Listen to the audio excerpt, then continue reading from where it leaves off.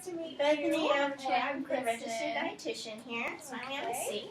Thank you for meeting with us. Yeah, so tell me what you're here to talk about. Well, my husband and I have been married, and we are actually trying to have a baby. And so I don't really know anything about preconception health, so I wanted to meet with you and figure out what I need to do to have a safe and healthy pregnancy. Well, it's great that you're here. Preconception health is not only important for you, but your baby as well.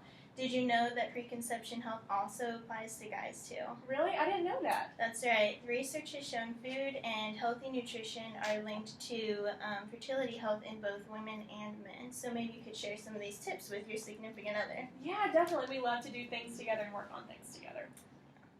So with that being said, why don't we go over some things to keep in mind. Okay. I have here this great handout from the Center for Disease Control's website, and it's just got some tips that I'd like to go over with you, some things to keep in mind. All right, sounds great.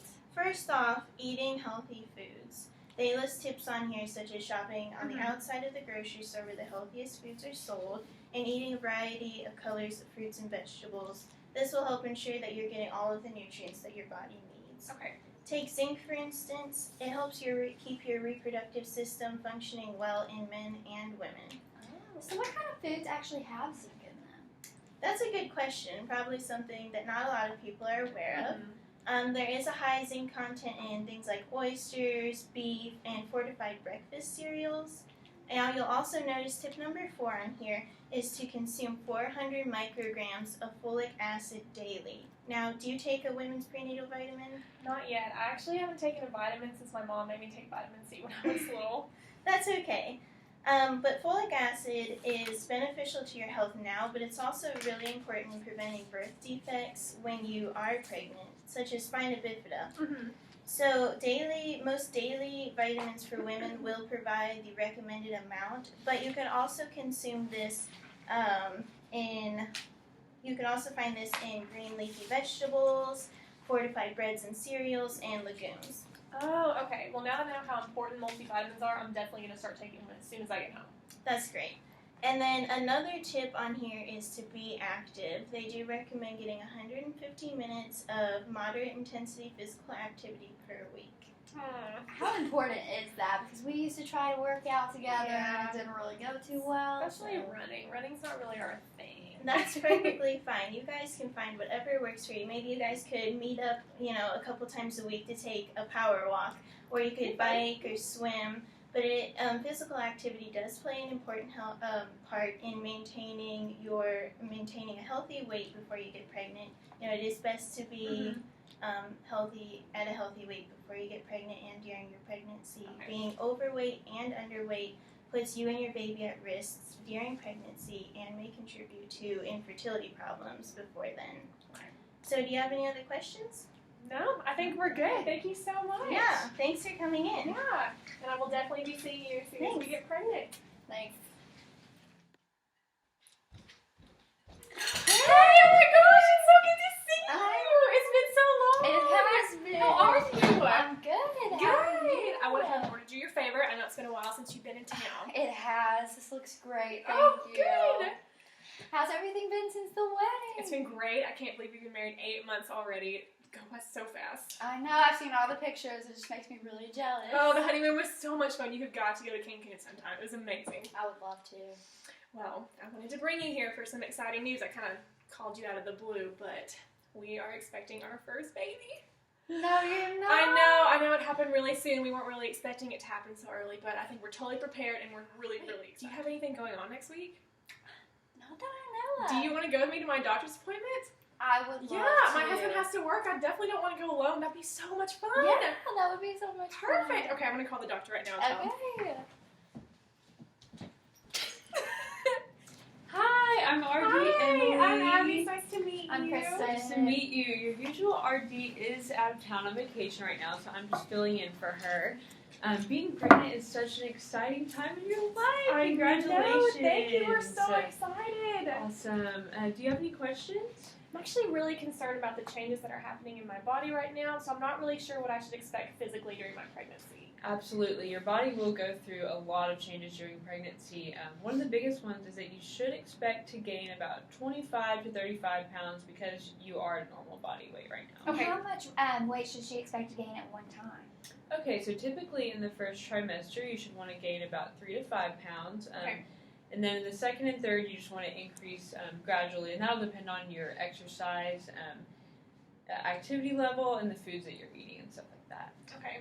Now, I'm very fit and active all the time, but I'm kind of worried that I won't be able to lose the baby weight after I've had the baby.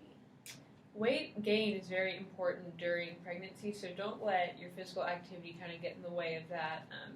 But after you have the baby, typically women will lose about 14 pounds within the first 6 weeks, so that's a lot at one time. Yeah. And then if you just get back in your workout routine, whatever you normally do, walking, running, whatever that is, you should lose about 1 to 2 pounds every few weeks, and you should get right back on track to your normal weight. Okay, great. Thank you. I feel so much better now that you told me. Okay, now let's talk about your nutrient needs. So, like what we said, you do need to gain weight, so you will need to be consuming additional calories. Okay. During your first trimester, you want to consume about 300 additional calories. Mhm. The second, you'll want about 340, so just a little bit more. And then the third, you'll want about 425. Okay. Oh my gosh, maybe I should get pregnant so I can eat all these burgers and fries. Do all the good food. Well, while your cravings are normal and fast food is okay in moderation, you do want to still eat a variety of whole grains, fruits, vegetables, dairy products, and protein because whatever you eat, your baby is consuming. So Okay. remember that. So what kind of food should I incorporate in my diet to have a healthy pregnancy? Okay, so everyone is different. Some women like to consume just larger breakfast, lunch, and dinners and just eat the same healthy foods that they're normally eating. And other women try to incorporate healthy snacks such as Greek yogurt, peanut butter and rice cakes, carrots and hummus, and just snack more throughout the day. Okay. So either one, really, it's just kind of what you are comfortable with. And like we said, your body is going through a lot of changes, so you'll be able to kind of listen to your body and feel out what's best for you. Okay, that sounds great. So do I need to add any additional protein supplements into my diet?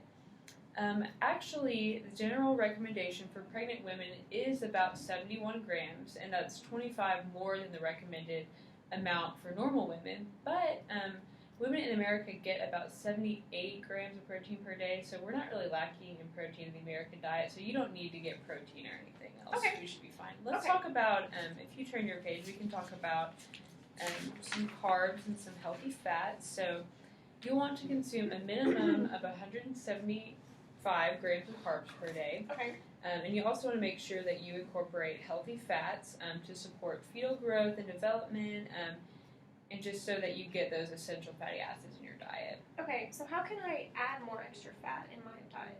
So some women just try to go get milkshakes and burgers and stuff. That's probably not the best solution, but some examples of healthy fats are avocados, oils, nuts, fatty fish such as salmon and tuna. So there's really delicious, healthy fats that you can consume. Okay. I just pinned this recipe on Pinterest the other day with salmon and avocado salsa, and we should give it a try. That sounds great. That does sound really good. Okay, so let's talk about folic acid supplements now. So generally we recommend 400 micrograms of folic acid daily, and you can get that through orange juice, dried beans, fortified cereals, stuff like that, or you could take a multivitamin, folic acid supplements. Any one of those options is a really good option. Okay, so would you recommend taking the multivitamin supplement or the folic acid supplement? It's really personal preference. Honestly, for me, I would probably take the multivitamin because Okay. you will get additional vitamins such as vitamin A, D, and B, Okay. and stuff like that will help your immune system. Okay, that sounds great. Calcium is also something that you want to make sure that you're consuming. So just make sure that you're having 3 cups of milk a day, or if that's a lot for you, you could have yogurt and cheese and stuff like that because that will really help the baby develop strong bones. Okay, perfect. One other thing that we need to talk about is iron supplementation. So it's recommended that you might consider taking iron supplements or consuming foods that are higher in iron, especially during pregnancy. Why do I need extra iron in my diet? You will lose a lot of iron due to the fetus and placenta, and you lose some in energy, and then your blood cells need an increased amount of iron. Okay, so now that I know that, I'm probably going to consider using a supplement.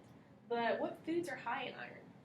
some foods that are high in iron are red meat and dark green leafy vegetables. So one thing that you will want to remember is that with the supplement there are side effects such as nausea, constipation, vomiting.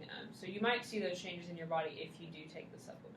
Okay. Those supplements don't sound very good. I would just add some extra steak every week. That's what I was thinking. Okay, one of the last things I want to talk about is alcohol and caffeine consumption. So generally it's recommended that you don't consume any alcohol, but research and studies have shown that if you drink up to 4 cups of coffee a day, you should still be okay. Okay. Well, I don't drink, so that won't be a problem for me, but I do love coffee. But I'm going to try and cut back on my cups every single day.